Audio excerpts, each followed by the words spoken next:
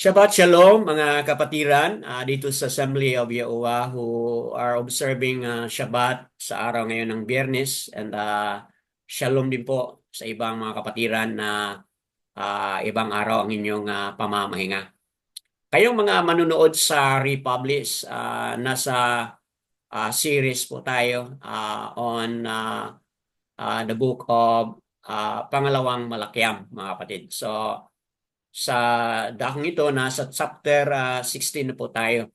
Sa dakong ito, mga kapatid, we have Sister Bakar Sayaw who will give us a little introduction and then pagkatapos, kung wala si Sister Lorraine, then she will proceed with the reading po, mga kapatid. Take it away, Sister Bakar Sayaw. Shabbat Shalom mga kapatiran. Shabbat Shalom. Ang pangalawang hari, chapter 16, ay tungkol po kay Haring Ahaz, ang hari ng Yahuda, southern tribe of Yasharal. Anak siya ni Haring Yotam, Opo. na isang mabait na hari. At ngunit hindi nasunod ni Ahaz ang mga magagandang ginawa ng kanyang amang si Haring Yotam. Dinescribe dito sa scripture na si Ahaz did not do what was right in the eyes of Yahuwah as his father Daud had done. Kaya malaking palaisipan po na naman sa atin kung bakit hindi naging mabuting anak si Ahaz despite na mabait naman at masunurin ang kanyang ama si Yautam kay Aba Yahuwah. Opo. Kaya mga kapatiran, ano kaya ang mga ginawa ni Haring Ahaz at napasali siya sa listahan ng mga masasamang hari sa Yahuda? Masasagot natin ang katanungan ito habang babasahin ko, kung wala si Sister Lorraine, ang buong chapter. At dito natin malalaman ang sagot sa mga katanungan natin. Go ahead. Yes, umpisahan ko, Brother Dan. Opo, go ahead. I will read from the Hallelujah scripture, 2 Kings chapter 16. In the 17th year of Pekah, son of Remaliahu, Ahaz, son of Yotam, sovereign of Yehuda, began to reign. Ahaz was 20 years old when he began to reign, and he reigned 16 years in Jerusalem. And he did not do what was right in the eyes of Yahuwah as his Aluayam, as his father Daud had done. But he walked in the way of the sovereigns of Yasharal, and he also made his son pass through the fire, according to the abominations of the Gentiles whom Yahuwah had dispossessed from before the children of Yasharal. And he slaughtered and burned incense on the high places, and on the hills, and under every green tree. Then Rechzin, sovereign of Aram, and Pekah, son of Remaliahu, sovereign of Yasharal, came up to Jerusalem to battle, and they besieged Ahaz, but were unable to overcome him. At that time, Rechzin, sovereign of Aram, recovered Elath for Aram and drove the men of Yehuda from Elath. And the Edomites went to Elath and have dwelt there to this day. And Ahaz sent messengers to Tiglath-Pileser, sovereign of Ashur, saying, I am your servant and your son. Come up and save me from the hand of the sovereign of Aram and from the hand of the sovereign of Yasharal, who are rising up against me. And Ahaz took the silver and gold that was found in the house of Yahuwah and in the treasuries of the house of the sovereign, and sent it as a present to the sovereign of Ashur. And the sovereign of Ashur listened to him. And the sovereign of Ashur went up against Damascus and captured it. and exiled it to Kir, and he killed Rizin. And sovereign Ahaz went to meet Tiglath-Pileser, sovereign of Ashur, at Damascus, and saw an altar that was at Damascus, and sovereign Ahaz sent to Uriah the Kohen a sketch of the altar and its pattern according to all its workmanship. And Uriah the Kohen built an altar according to all that sovereign Ahaz had sent from Damascus. And Uriah the Kohen made it before sovereign Ahaz came from Damascus. And when the sovereign came from Damascus, the sovereign saw the altar, and the sovereign approached the altar and made offerings on it. And he burned his burnt offering and his grain offering, and he poured his drink offering and sprinkled the blood of his peace offerings on the altar. And the bronze altar which was before Yahuwah, he brought from the front of the house, from between the new altar and the house of Yahuwah, and put it on the north side of the altar. And sovereign Ahaz commanded Uriah the Kohen, saying, on the great altar burn the morning burnt offering and the evening grain offering, and the sovereign's burnt offering and his grain offering with the burnt offering of all the people of the land, and their grain offering and their drink offerings. And sprinkle on it all the blood of the burnt offering and all the blood of the slaughterings. And the bronze altar is for me to inquire by. And Uriah the Kohen did according to all that sovereign Ahaz commanded. And sovereign Ahaz cut off the side panels of the stands and removed the basins from them. And he took down the sea from the bronze basin that was under it and put it on a pavement of stones. And the covered way which they had built in the house for the Sabbath and the sovereign's outer entrance, he took them from the house of Yahuwah because of the sovereign of Ashur. And the rest of the acts of Ahaz which he did, are they not written in the book of the annals of the sovereigns of Yehuda? So Ahaz slept with his fathers and was buried with his fathers in the city of Daud, and Hezekiah, his son, reigned in his place. Yada Yahuwah. Yawa. So, salamat po sa magandang pagkabasa at magandang introduction na ibigay po ni Sister Bakaseo. So, batay sa ating mga narinig ngayon at batay sa nabasa na rin po natin. So, siguro may mga katanungan kayo bago kanina bumasa, pero ngayon nasagot na kung ano yung mga katanungan ninyo. Kayo na lang din po yung nakakuha ng mga kasagutan. Kung ano po yung mga questions that run through sa puso at isipan ninyo habang nagpapaliwanag or habang binasa ni Sister Bakar Sayao, mga kapatid. So, ngayon, titingnan natin kung ano yung naging resulta dito sa paghari ni Ahaz, mga kapatid. No? Kung balikan po natin yung pinakatunog niyan is that could have been read as Akas. Okay? Parang ganun, no? But mahirap nating ibigkas yung mga ganun na mga sound. Okay? So, to make it easy, Ahaz, mga kapatid. But Akas, ganun dapat yan. But anyway, itong hari nito, siya po yung anak ni Yotam sa nabasa na at napaliwanag ni Sister Bakaseo, at siya yung naging hari ng Yehuda. And take note, mga kapatid, na iba yung kaharian ng southern Yasharal, yun ang tinatawag na Yasharal, iba yung northern Yasharal, yun ang the northern tribe. Yasharal tinawag na northern tribe. Yehuda po tinawag siya na the southern tribe. So dito nahati sa dalawa, no? The northern and the southern. So bandang ibabaw, bandang north nga ibabaw yung north, then baba itong south, mga kapatid. Bakit po mahalaga ito na bigyan natin ng konting background? Kasi mamaya patuloy po natin yan doon sa ating episode number 5, mga kapatid, na series natin on Deuteronomy 28.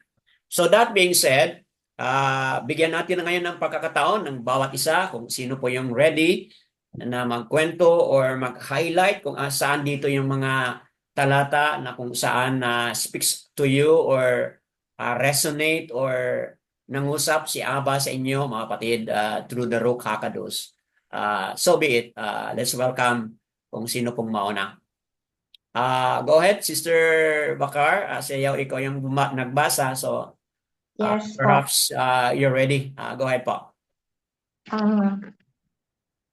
May tatlo akong nakita ditong ginawa ni Ahas na masasabi kong hindi maganda. Opo. Yung una ay yung tungkol dito sa yung ginawa niyang pagsunog ng mga anak niya para i-sacrifice sa mighty being na si Molech. Opo. Ito ang heinous crime niyang ginawa sa kanyang mga anak. Na masasabi kong unang-una, yun ang sinabi na he did not do what was right in the sight of Yahuwah. Opo. At pangalawang nakita ko ay itong nagpagawa siya ng altar kagaya sa nakita niya sa Damascus at nilagay niya sa templo ni Solomon. Iniba ni Ahas ang arrangement sa templo na ginawa ni Solomon na originally ay designed by Yahuwah. Wow. At doon na si Ahas nag-offer ng mga morning at iba-ibang mga night offering at iba-iba pang mga offering. Sinit aside na niya yung ang templo yung sa dating templo. At pangatlong nakita ko dito na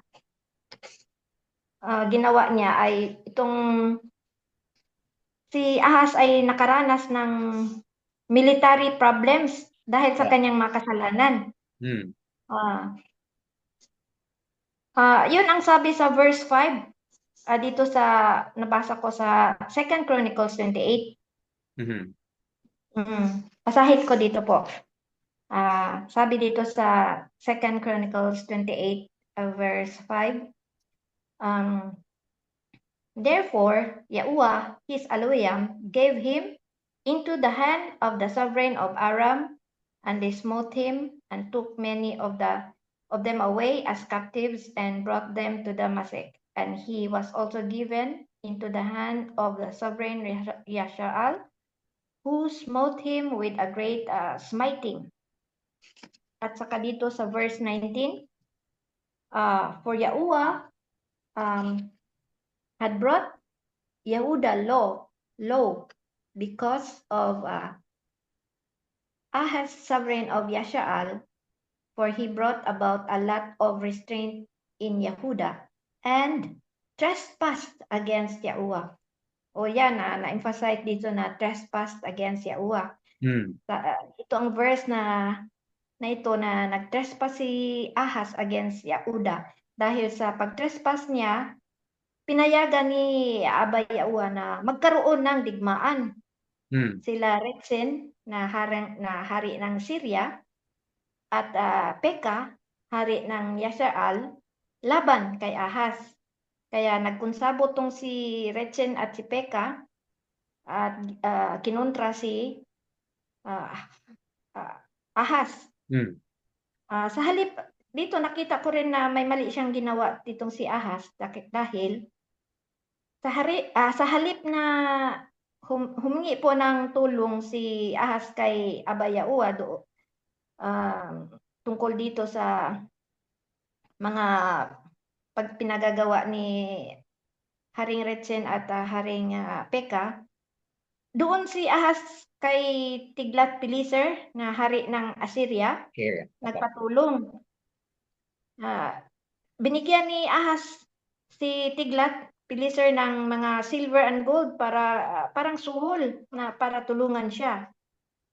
Tinulungan naman siya ni Tiglath-Pileser at napatay si Retsem dahil sa tulong nitong hari ng Assyria.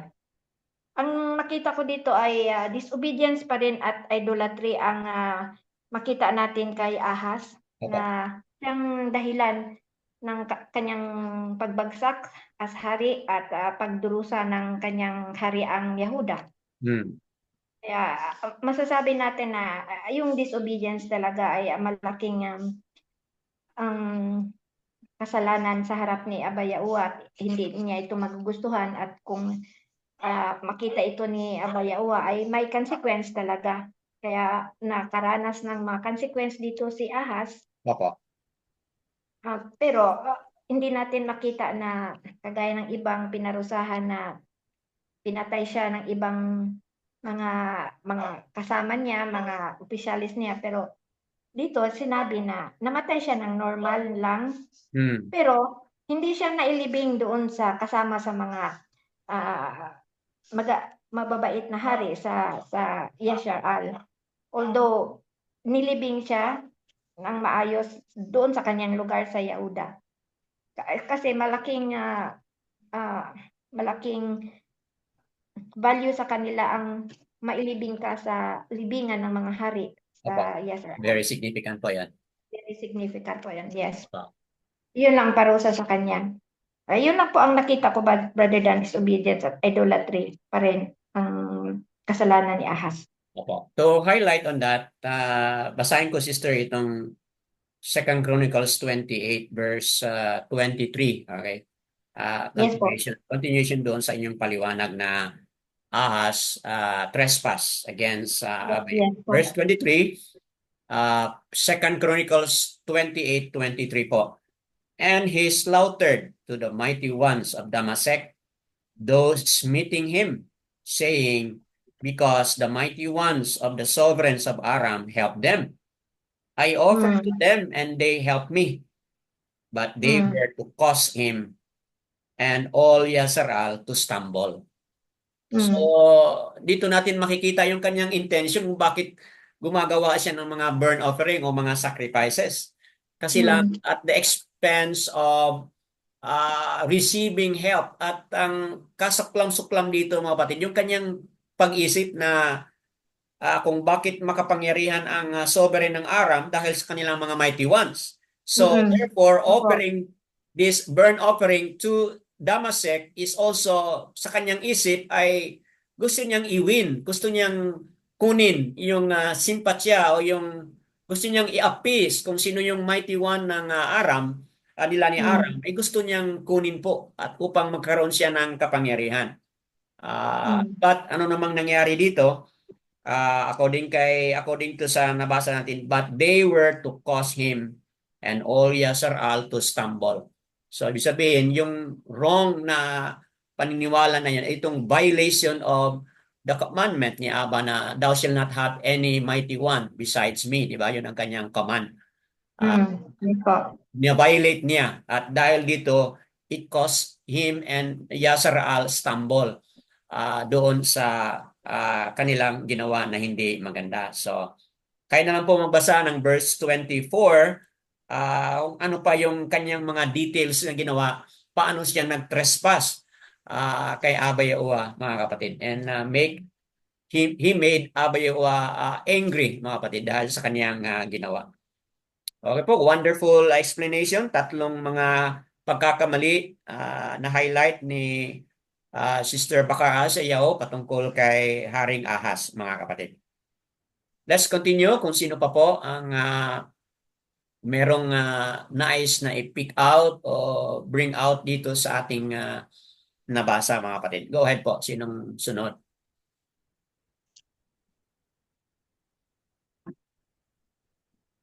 Daniel, nasa Pangalawang Hari chapter 16 na po tayo. Pangalawang Hari chapter 16. Okay, sinong sunod mga kapatid na nais mag-share mula sa ating Torah reading today?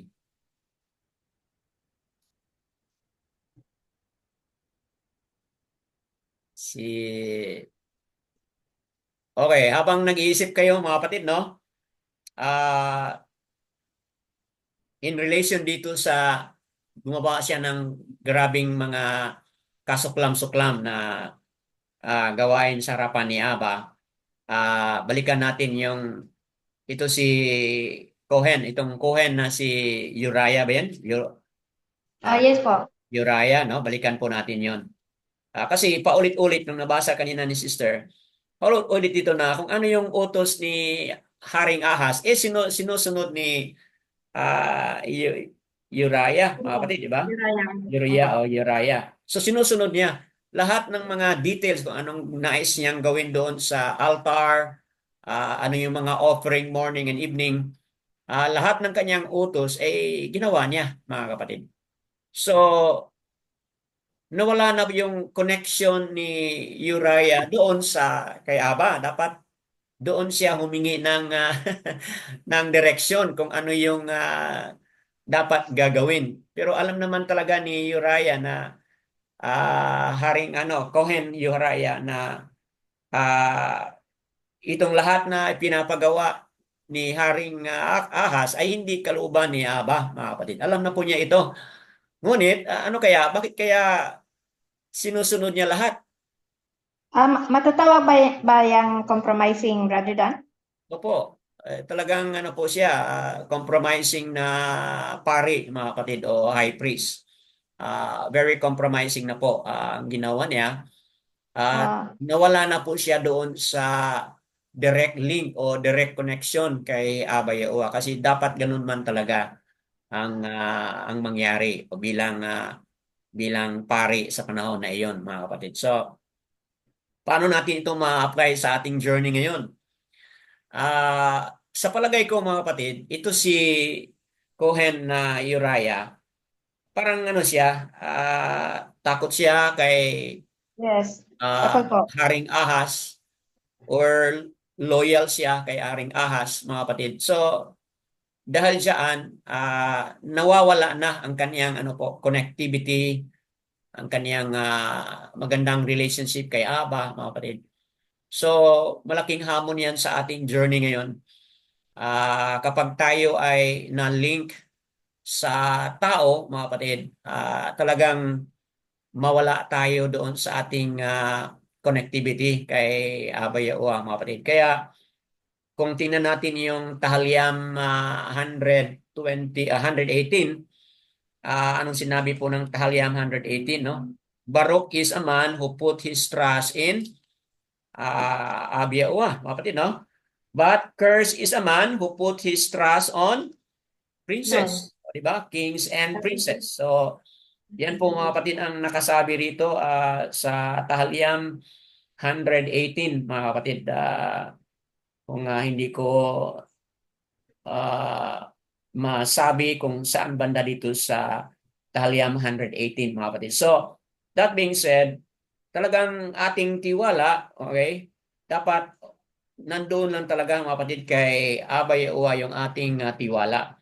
At hindi doon sa tao, hindi doon sa hari kasi nga no maliligaw tayo, mawawala tayo mga kapatid sa ano yung kagustuhan ni Aba na ating gagawin. So, yan ay isang strong warning sa ating journey ngayon. And may mensahe si Aba through the Ruach HaKadosh, nangungusap siya sa atin in lieu of that, mga kapatid. Okay, let's welcome. Sino pa ang nais na magdagdag? Yadayawa sa sharing na yan. Something else to add? Meron bang similar idea or perhaps a different idea? O perhaps may query ba batay sa ating mga nabasa na rin po?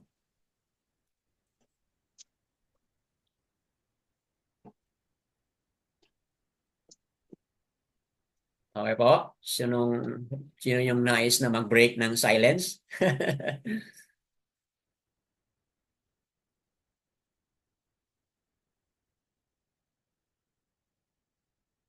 So ano yung pangungusap po ni Aba sa bawat isa sa atin? What is Abi Yahuwah talking or bringing something from us, mga kapatid? Brother Danny, Opo, go ahead, Brother Ron. Go ahead po. um, ang naano ko lang po sa mga binabasa natin, yung kung kalooban ni Abba Yahweh is unang-una maging obedient tayo sa Kanya Opo. and we should follow His Torah Hmm, 100%. tama. Kumbaga, sa paglakad po, huwag tayong bumitaw sa Kanyang hawak o Hmm, yung sa Kanyang kamay. Parang magulang po, yung tatay at saka anak na naglalakad, pagka po yung anak ay bumitaw, naliligaw. Okay? Yung pangalawa po is yung ating 100% na tawag dito, yung tiwala po, opo.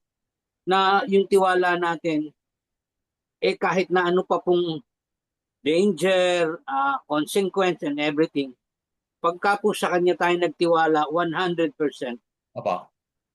definitely, ililigtas niya tayo. Hmm, Definitely, gagawa siya ng walang anuman sa kanya ang anumang bagay dito sa mundo. Kaya niyang uh, pangyarihin kung ano ang gusto niyang mangyari. Pero ang nakikita ko pong yung mga pagkakamali ng mga nagiging hari, opo. parang nagkikling sila dun sa kapangyarihan ng ginto, ng Hmm, silver, at saka ng mga hari at prinsesa. tama. Nakakalimutan nila na yung kapangyarihan natamo nila o kung saan man sila inilagay, yun ay kalooban ni Aba Yahuwah. Hmm, Kaya tama nga po. po tayo, di ba, sabi nga nila, man has short memory. Of all the miracles and blessing o yung biyaya, pagpapala na literal na pinapakita sa kanila ni Aba Yahuwah, Opo. in spite of that, nalilimutan pa rin nila na dapat kay Aba Yahuwah lang sila magtiwala. Hmm, Ganon din po yung mga rabbi or yung Kohen or whoever lead yung priest sa church. opo. Kaya po ako rin na nawala sa pagiging Katoliko. Hmm, Although matagal na po akong wala talagang tiwala sa mga namumuno sa Romano Katoliko. hmm, Dahil personal ko pong nakita at naalaman kung gaano how do you spell it out na karumal-dumal hmm. yung mga kanilang gawain at kung ano talaga ang sinasamba nila o sino pinagsisilbihan nila. Kaya ako talagang lumabas na ako dyan. Opo. Ah, yung pong namumuno sa simbahan. Kaya tama po yung nababasa natin ng mga na assembly ni yung mga kapatid sa Assembly of Yahuwah sa Opo. ibang bansa Hmm, na ang tao kaya kang iligaw. Kaya tayong iligaw. Yung tao na nilagay natin doon sa pedestal, pwede tayong iligaw niyan at talagang nililigaw po tayo kung doon po tayo aasa o magmagano ng tiwala. opo. Kaya po ang aral dito, yung tiwala dapat kay Aba Yahuwah lang. Hmm, Kasi siya naman ang magpapadala ng kanyang ruwak para sa tayo makaalam ng tama at mali. hmm, Aha. Katulad po lagi ng sinasabi niyo na bahala na ang Ruach HaKodesh ang gumabay sa atin. tama po. Saan po ba manggagaling yun? Di ba po kay Aba Yahuwah din? Kaya yun po ang sinasabi dun sa na kahit na gabutil o kahit kasing laki ng sesame seed, Opo.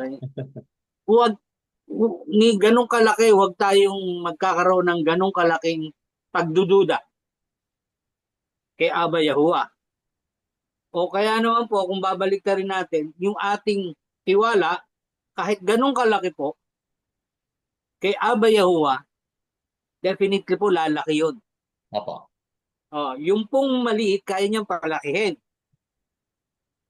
Pero yung pong maliit, lalaki yun yung pagdududa. Hmm, Yung doubt. So kahit na ganun kalaking doubt, wag dapat tayong magkakaroon kay Aba Yahuwah. Ang tiwala po natin, kahit kasing liit ng sesame seed, at kung tayo po ay sincere or tapat doon sa kanya, pagtiwala sa kanya, kaya niya pong palakihin yun. Yun lang po, Brad Danny.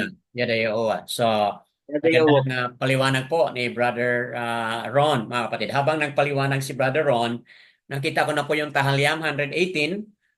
Nandito po sa verse 7, 8, and 9. Okay, basahin ko po Tahaliam 118 verse 7. Yahuwah is for me among those helping me. Therefore, I look on those hating me. Verse 8 po. It is better to take refuge in Yahuwah than to trust in man.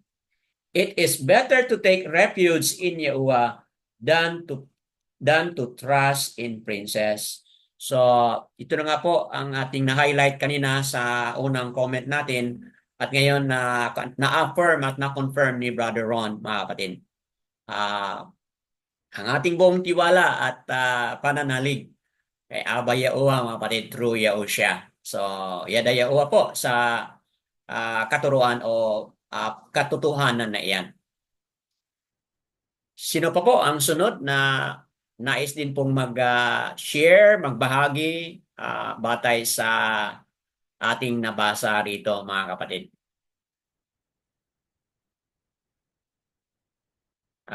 Habang nag-iisip kayo, di ba, sa nabasa natin kanina, nung nakita na ni Haring Ahas na medyo hindi na maganda ang kanyang takbo, mga kapatid, di ba?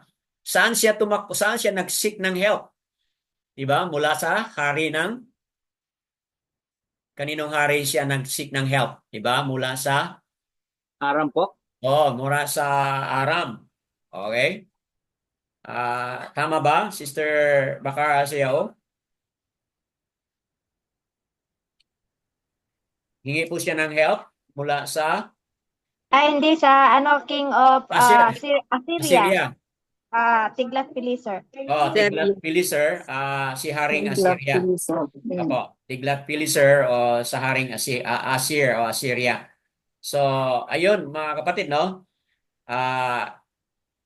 Kasi nga inatake sila. Inatake siya ng Aram, hari ng Aram, inatake po siya. So, saan siya tumakbo at humanap ng tulong doon sa hari ng Assur o hari ng Assyria, mga kapatid. Okay, so ayan, nagkakaroon siya ng hindi magandang result dahil doon, mga kapatid. Okay, so anyone else? Meron pang idagdag na sharing? Follow up ko lang po, Brad Danny. Opo, go ahead po, Brother Ron. Para pong mas nagtiwala pa siya doon sa hari, na kapwa niya tao, kaysa doon sa nagpapala sa kanya na magmula sa langit po. Tama. Which is si Aba Yahuwah po. Di ba? Okay. Tama. Para bang pareho lang tayong tao eh. Dapat pareho lang tayong umasa sa nasa taas or nasa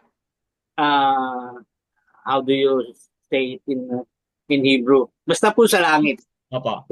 Kung saan po nandun si Aba Yahuwah. Di ba? Hindi naman po nagkulang si Aba Yahuwah ng pagpapakita sa kanila ng pagpapala at biyaya, di ba? Inililigtas sila pagka sila tumatawag kay Aba Yahuwah. Pero bakit pagdating po sa dulo, parang nagkikling na sila doon sa material, doon sa kapangyarihan ng tao. Lahat naman yun is under Aba Yahuwah. Tama. Lahat po yun is kayang pakilusin, kayang alisin, ilagay ni Aba Yahuwah. So, ang nakikita ko po talaga yung short memory ng mga nagiging hari ng Israel. Opo. Yung kanilang nalilimutan nila, hindi nila ang nagliligtas talaga sa atin is si Aba Yahuwah. Correct. Wala nang iba. Kahit na may makapangyarihang tao sa mundo, hindi ka kayang iligtas pagdating ng And besides, ano po ba ang dapat nating iligtas? Hindi po, di ba dapat po, hindi yun itong ating katawang lupa kasi ito talagang mabubulok to. It is bound to decay Hmm. or to perish. Pero tayo po, ang pag-asa natin, ang panalangin natin maaligtas ay yung pong ating mga kaluluwa. Opo. And for that to happen, dapat maging tapat tayo kay Aba Yawa. Hindi po dahil sa sinasabi natin o pinapakita natin, kundi kung ano yung nasa puso natin. Opo. Kasi yun po ang binabasa ng Aba Yawa sa atin. Kahit po na ang tingin sa inyo ng maraming tao kayo napakabait, napakasanto, si Aba Yawa lang po ang makakapagsabi kung ano po talaga tayo. Na? Yung katapatan natin, hindi po sa tao, Opo. kay Aba Yawa po. Yun lang po, Brad Danny. Yada Yawa Habang po. nagpapaliwanag ka, Brad, bumalik uli sa aking mind yung explanation mo kanina bago tayo second part dito na kung bakit tumalikod ka na kung saan ka nanggaling noon. Totoo kasi yun, Brad, na kapag ang isang tao nabigyan siya ng pagkakataon na mamuno, okay? Talagang hindi mapigilan, nilalagay ng tao siya doon sa pedestal, no? Napakataas na posisyon na pinapakinggan, kinokonsulta at marami pa. Yan po ay talagang mayroon ng strong warning si Yahushua diyan sa Matatiao 23 verse 8 to 10 na sinabi po ni Yahushua, "Call no one a leader." Okay, for we are all brothers and sisters. So that strong warning of Yahushua ay hindi hindi po binigyan ng pansin ng mga Pharisees, hindi ito binigyan pansin ng mga religious leaders sa panahon nila at even sa ating mga kapanahonan, mga kapatid, kung napansin ninyo. Sa ating mga kapanahonan ngayon, talagang nandyan yan. Reality po yan, mga kapatid. Kaya, nagkakaroon po ng mga problema.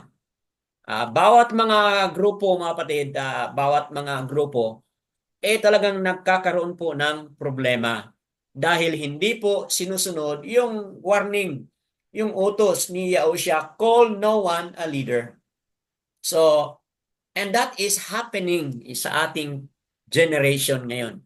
Kung ano yung mga karumal-dumal na mga ginawa at nabanggit ni Brother Ron kanina, iba alam po natin may mga kasalukuyan na mga cases filed against sa mga ganun na mga religious leaders, mga kapatid. So, yan ay isang malaking mensahe to all of us, mga kapatid, na kayo din pong mga manunood, makikinig sa Republish.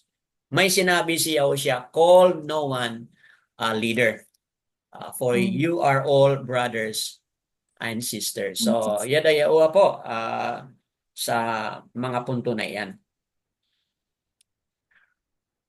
Okay, let's welcome somebody else.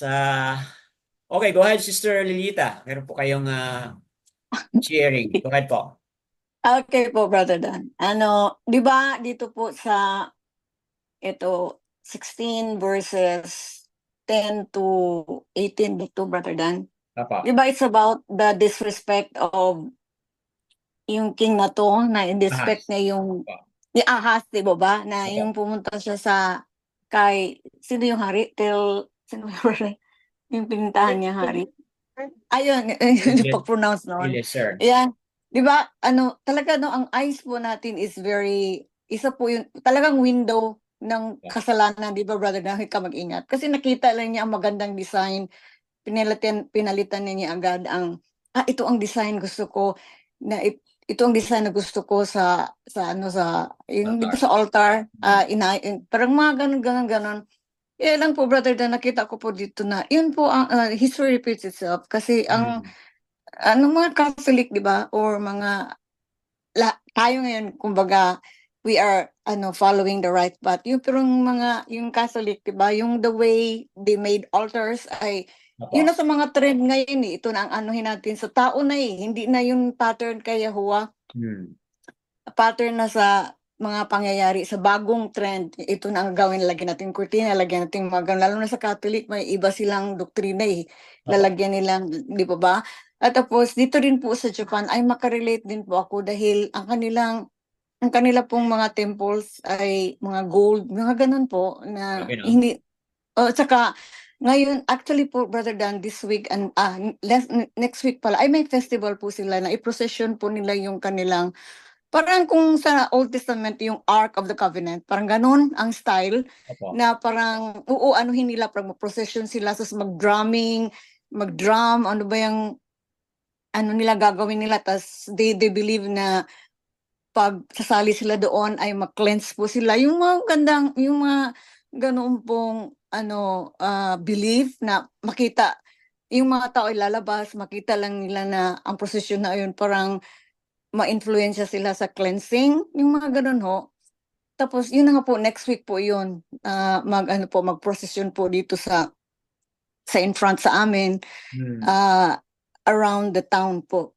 Kaya ito pong nakita ko na yun palang nangyayari noon ay ngayon din po ay Repeat itself.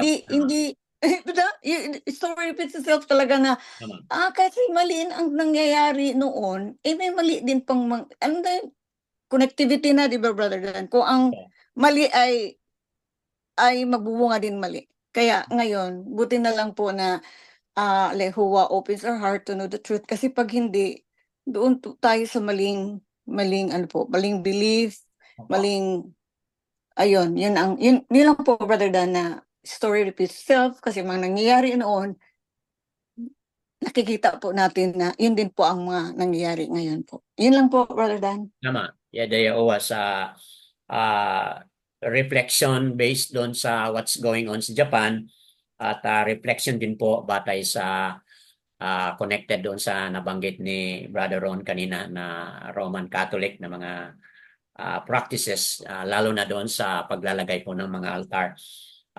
Kaya nagiging nagiging traditions of men na kasi yun na nga, hindi na sinusunod yung just as what Ahaz did, no? Hindi na sinunod yung formation o arrangement na instruction ni Abba para doon kay Solomon o Shalomo. Hindi na niya ginawa yun kasi he made his own, mga kapatid. So, yan ay malaking warning to all of us, mga kapatid, no? Isang object lesson yan, yung ginawa ni Haring Ahaz at yung mga ginagawa ng mga Christianity, kumbaga, at yung mga ginagawa doon sa Japan ngayon. Yan ay malaking warning to all of us, mga kapatid. Warning na na tayo ay sa ating journey ngayon, talagang dapat nandoon tayo lagi, mga kapatid, sa pag-iisip na itong ginagawa ko, ito ba'y kagustuhan niya? Kasi nga may tendency tayo na sumuway tayo o lumihis tayo kung ano yung kagustuhan ni Abba, mga kapatid. So, yan po ay isang warning to all of us, mga kapatid. And we are not exempted po. We are all vulnerable to fall into this kind of direction, mga kapatid. But sa ating journey, kaya nandoon lagi yung reminder sa atin, Matthew o Matatiao 6:33 po, di ba? Seek first His reign and His righteousness. So lagi nating ilagay sa puso't isipan yun na we seek Abba Yahuwah's reign, His will, His purpose, at yung kanyang righteousness, which is yung ating obedience po sa kanyang Torah, obedience po sa kanyang mga kautusan. So yadayaowa po sa magandang punto yon highlighted by Sister Lilieta. Anyone else? Merong dagdag? Yes, Brother Ron, go ahead po. Brad Danny, itatanong ko lang po regarding this yung pong sa mga piyesta. Opo. Di ba po ang piyesta, yung mga santo-santo, Opo. santong ganito, santong ganito. Tama. Masama po ba na, halimbawa, makipamiesta kayo sa kanila at tapos kumain po ng mga hinahanda ng mga tao? Dahil piyesta po ni Santo Tomas, Santo. Masama po ba yun? Gusto ko lang pong i-confirm kung ano ang ng Torah doon. Although nakadinig na po ako niyan doon sa pinanggalingan kong Opo. kongregasyon na Hmm. bawal po, parang inaalay sa mga Diyos-Diyosan. Hmm. Ang tawag nila Diyos-Diyosan Opo. o lesser God. Tama. Kaya sabi Ah, nila mali daw. Ganun pa rin, Brother Ron, ganun pa rin ang ating pananaw dito. Sa ganun na mga PS, sa ganun na mga activity, mawawala tayo doon sa ano kasi yung gusto ni Aba sa atin. Kasi tayo mga Yehovah believer ngayon, we are made apart people. Kung ang Yasar Al noon ay sila ay made apart people ni Aba. Kaya mahigpit yung kaniyang utos, command. Do not visit, do not visit your people who are worshiping other mighty ones. Kung hindi ko nakalimutan yan, nasa Book of Joshua po yun. Kaya kung bakit mahigpit si Aba, kasi tuwing tayo ay mag-join o magkain doon, whatever that is, meron kasing spiritual impact yan sa atin, Brother Ron. Merong spiritual impact yon na kumbaga ang dating diyan ay magiging compromiser na tayo, kapatid, Brother Ron. Maging compromiser tayo.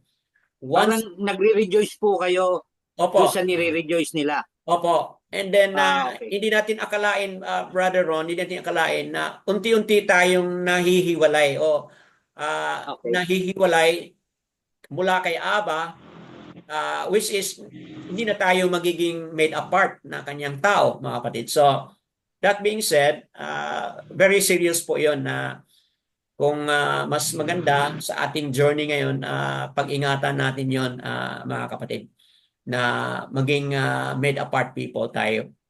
That being said, okay po, I would like also to state on the other side, si Yahushua po ay mingling with sinners, mingling with gluttons, mingling with drunkards. Okay po. Yun po ang tingnan natin yung balance diyan, no, mga kapatid. Yahushua mingle with sinners, eat with drunkards, di ba, kung basahin natin po yung Matatiao. So, that being said, maging ano lang po tayo, maging aware. Kasi ang context dito sa pinag-usapan mo, Brad, is talaga yung related sa mga PS, di ba? We don't do that kasi in like manner, we are honoring another mighty one at hindi yan kalugod-lugod sa harapan ni Aba Yahuwah. Lalo na kapag tayo kumain. Because once we eat together with these people, ang ibig sabihin po doon, Brother Ron, ay na nakipagsunduan na tayo. So, Tama po. nagkakaroon po ng agreement na hindi natin alam na wala naman tayong contract na ginawakan. But eating with them is very much crucial dito sa ating journey ngayon. Okay. Opo. Yada Yahuwah po. Magandang tanong. Let's give the time kay Brother Demetrio. Meron po siyang idagdag or additional explanation. Go ahead po, Brother Demetrio.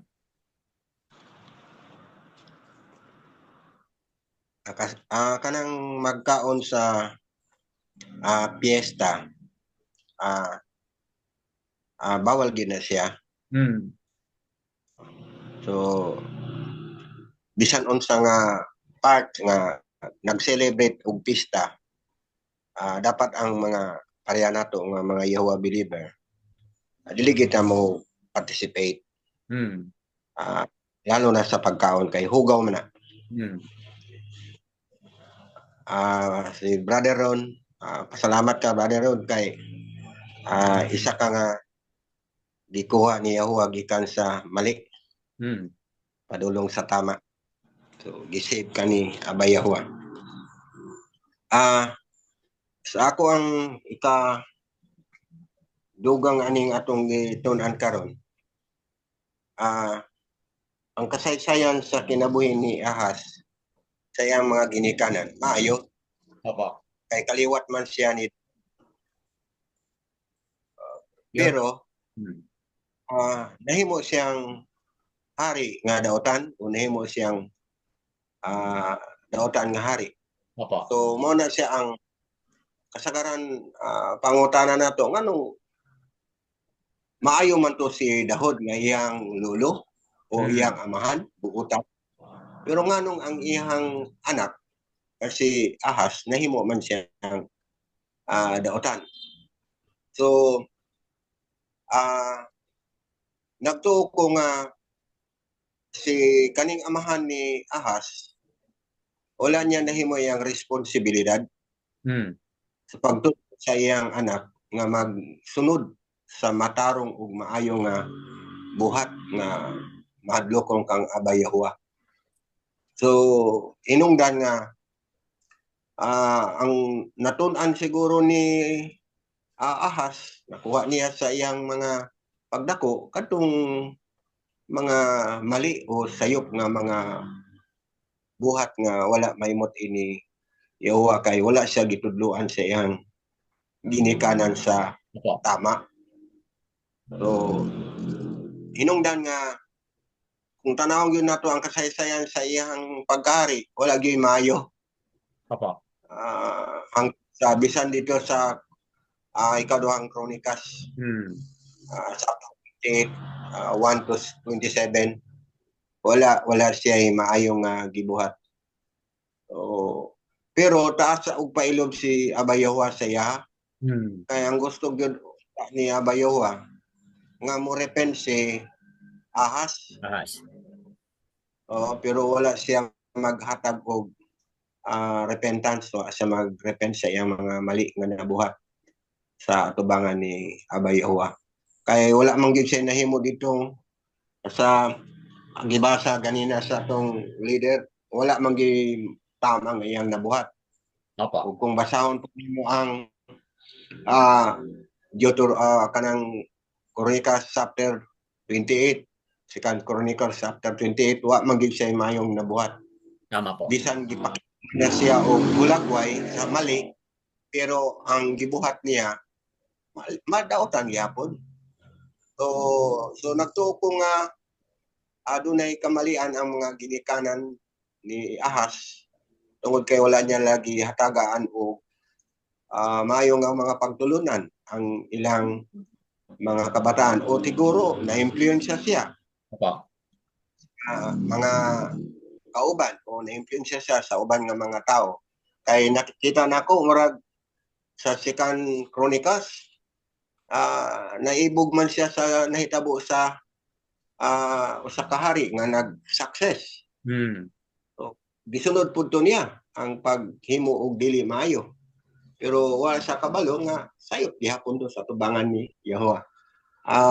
Ang gusto nako nga i-highlight diri nga ang pareha nato nga mga ginikanan o bisan kita karon nga tigulang naman ta, pero kinanglan na pagyapon tay right nga mutudlo sa atong mga apo o sa mga tao nga musunod yun kang Abay Yahuwah sa matarong ug insakto nga pagkinabuhi nining kalibutana. Kay aron dili sila may sama kang Ahas nga gikaligot ni Yahuwah tungod sa sayop nilang gibuhat.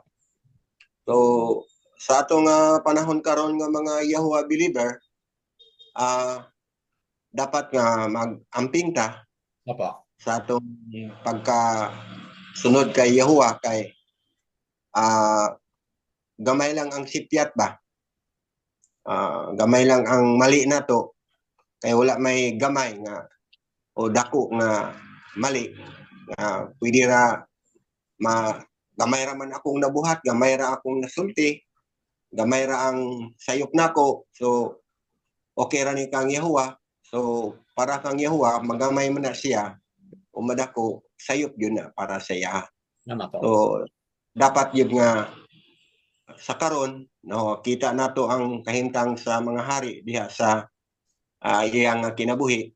So dapat magbantay ta nga dili ta may sama aning mga tao sa unang panahon nga wala silang musunod sa gusto o kabubuton ni Abay Yahuwah samtang sila gibutang sa mga posisyon ug samtang nagapamuhat sila. Sa atong panahon karon nga mga yuwa believer, ayok nga makuha nato og lesson Kan. ang mali.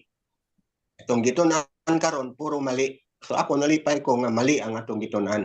Kay mabantayan nato unsa gyud ang mali. Kay mo man siya ang pinaka dangerous sa ato ang kinabuhi. Ang mali. So kita nato ang mali nga gibuhat nila sa una. So di gyud nato sundon kay gisilutan man sila. Kan. So mo na nga dapat sa atong panahon karon mag-amping ta sa atong sulti, sa atong decision, sa atong mga buhat o sa atong pagsunod kay Aba Yahuwah. Kay gamay lang ang sipyat, so mahimo nga mawa ang tanan. So mula na siya nga akong dugang ana kay daghan naman tong na-highlight kanina kay sa Second Chronicles magian man to nato. Kan. Sunod. Okay po, Yadaya Owa sa magandang punto ni Brother Demetrio kung saan yung ating reading ngayon at ating mga na-discuss ngayon ay nakikita natin mga kapatid bilang mga object lesson. Itong mga maling gawa ni Haring Ahas at yung kanyang mga maling response at ang kanyang pagsuwail, ang hindi niya pagsunod sa kalooban ni Aba ay mag-serve ito mga kapatid, mag-serve ito ng good object lesson to all of us na hindi natin sundin yung mali, sundin po natin yung tama. What is pleasing in the sight ni Aba, yun po ang ating sundin. So, Yadaya Uwa po sa sharing na yan. Anyone else? Merong mag-share ba? Sister? Baka, yes, go ahead po. Sister, baka sa iyo. Go ahead po. Agree ako doon sa sinabi ni Brother Demetrio na kulang sa disiplina yung anak si Ahas, kaya siya ay masasama ang kanyang panagagawa kasi naisip ko na like King Daud, mabait siyang hari, si Samuel, mabait siyang servant of Yahuwah. Pero yung mga anak nila ay mga suwail. Like si Samuel. Lumaking mabait si Samuel, pero yung dalawang anak niya na ginawa niyang mga judges sa Israel ay mga wicked. Dahil siguro gumagawa si Samuel ng mabuti pero hindi niya in-explain sa mga anak niya, kulang ng communication or explanation kung ano ang dapat talagang yung mga pinagagawa niya para sa ano or ano yung iwasan yung masasama, yung mga ganon. Kasi hinayaan lang ni Samuel ang mga wala siyang pagsaway doon sa mga pinagawa ng mga anak niya. Like King Daud. Yung mga karumal-dumal na mga pinagagawa ni Absalom, like for example yung ni-rape ni Amnon, hindi man lang niya wala siyang ginawang discipline doon sa mga anak niya, kaya hindi nila nalalaman kung masama ba yung ginawa nila. Wala man lang explanation from Daud na yung mga ganun ba. Kaya kailangan talaga from parents to child, explanation, communication talaga, Brother Dan. Yun lang po. Yada yung sa pag-highlight doon sa role ng mga magulang to impose discipline, mga kapatid, ay malaking halaga po yun. This is easier said and done, mga kapatid. Madaling sabihin ito, but yung paggawa, Yes po. Yes. hindi ito madali, mga kapatid, kasi you have to be assertive, you have to exert effort na gawin talaga yung discipline. Kasi ang problema ngayon is, yung iba, pinapalo lang nila pero walang mga instruction, okay? So dapat may instruction muna o may reproof instruction and then saka paluin, mga kapatid. Kasi kapag nauna po yung palo, minsan yung galit, no? Yung galit nandoon. So, naging emotional, delikado pa. Baka magka heart attack o magka high blood dahil sa sobrang palo na So yun, hindi rin maganda mga kapatid na pinapalo lang pero walang mga instruction. So dapat mauna talaga yung instruction. Oh, ano ba yung ginawa mo? Mali ito, hindi ito dapat. Ito yung tama. Next time around, balikan mo gawin yan. Ito na yung mangyari. Papaluin ka na. So dapat ganun, meron nga mga preparatory, kumbaga may mga education part mga kapatid bago i-impose yung discipline. 'Di ba? Meron tayong kasabihan diyan sa Proverbs, no? Spoil the rod ba 'yun? Ano ba 'yun? Spare the rod, spoil the child. Tama ba mga kapatid? Spare the rod, spoil the child. Sister Leah, mahanap mo ba kung saan banda sa Proverbs 'yan? O, di ba? What is the meaning of that? Spare the rod. Ibig sabihin, kapag hindi mo napaluin, so you spare the rod. So anong mangyari kapag hindi paluin o walang disiplina? Di ba? You spoil that child. So, di ba? Kung spoiled ang bata, di ba? Spoiled brat, di ba? Proverbs, Brother Dan, Opo, nasa Proverbs, ano po? Masaliam? 13:24. Okay, mga kapatid, kayong mga manonood sa Republish, Proverbs 13:24. Pwede po ninyong tingnan yan. Proverbs o Masaliam 13:24. Spare the rod, spoil the child. So, kapag spoiled brat yung bata na yan, talagang kahit anong gusto niya, gawin niya talaga yan. Walang makapagpipigil sa kanya. At sa ating kapanahunan ngayon, yan ay delikado kapag yan ang magiging mayor ba o magiging governor, magiging president na po mga kapatid. Very dangerous Yes, po yun. Yes. Kasi yung spoiled brat na yan, dahil walang disiplina nung bata pa siya, very harmful po yan kapag nasa political power na po mga kapatid. Yada yawa sa napakagandang punto na yan. Go ahead, Brother Demetrio, may dagdag po pa kayo? Kailangan talaga ng time to prayer ang mga bata. I-educate sa salita ni Aba Yahuwah. Tama. Para matakot sila kay Aba Yahuwah. Hindi yung ama, hindi yung ina. So gagamitin talaga natin yung salita si Aba Yahuwah talaga, hindi gusto ng masama. Hindi si lolo, hindi si nanay. At kailangan na may time to prayer sa mga bata. Kasi hindi natin matuwid ang bata kung wala si Yahuwah na magtulong. Hilos. Lahat, lalo na ngayon sa panahon natin na yung mga bata talagang mahirap ng sabihan. Dahil sa technology nga. Kaya nga, sabi ko sa mga apo ko, mga anak ko, huwag kayong hihinto. Habang nang buhay pa kayo, buhay pa yung anak ninyo, patuloy kayong magdisiplina sa maliit pa at hanggang sa maglaki. Kasi sayang na maging mawala ang lahat. Kasi alam natin yung bata, kayamanan natin yan. Hindi natin madala yung lupa, yung pera, yung bahay, yung kalabaw, o ano man dyan. Yakan. Anak natin, yan lang ang kayamanan na madala natin sa panahon ng pagbalik ni Hosea. Sana hindi mawala.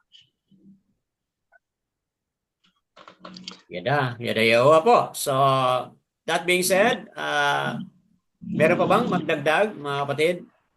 Additional, mali kay Sister Leah, Sister Corazon, or Sister Melda, or Daniel. Meron ba kayong dagdag? Okay po.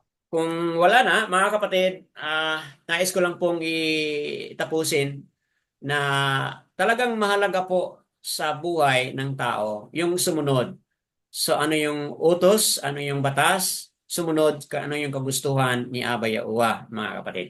So that being said, nais ko lang pong i-highlight na dito sa Assembly of Yahuwah Philippines, ito po yung pangalan talaga na nakasulat sa Dead Sea Scroll at nakasulat na rin po sa Hallelujah Scripture at BYNB itong pangalan ni Aba, mga kapatid. Ito yung 4 letters reading from right to left, mga kapatid. Yaha-uha. Okay, so kung ating banggitin po yan, Yahuwa. Yahuwa po ang ating Aba, at ganito rin po ang 5 mga titik ang pangalan ni Yahusha. 5 mga titik, mga kapatid, no? Yahu, first 3 letters, the same po sa first 3 letters sa pangalan ni Aba. And then itong parang letter W, yan po ay SH sounds. Okay, and then parang letter O, but A sound. A. So, Yahusha. Yahusha po ang totoong Misaya na kung saan ating kinikilala at sinasamba. Kayong mga manonood sa Republish, nawa itong Torah reading na ito ay magbibigay buhay, lakas at kaalaman po sa bawat journey, bawat desisyon ng mga katapatiran na manonood dito sa Republish. All esteem po and praises kay Abi Yahuwah and Yada Yahuwah, mga kapatid.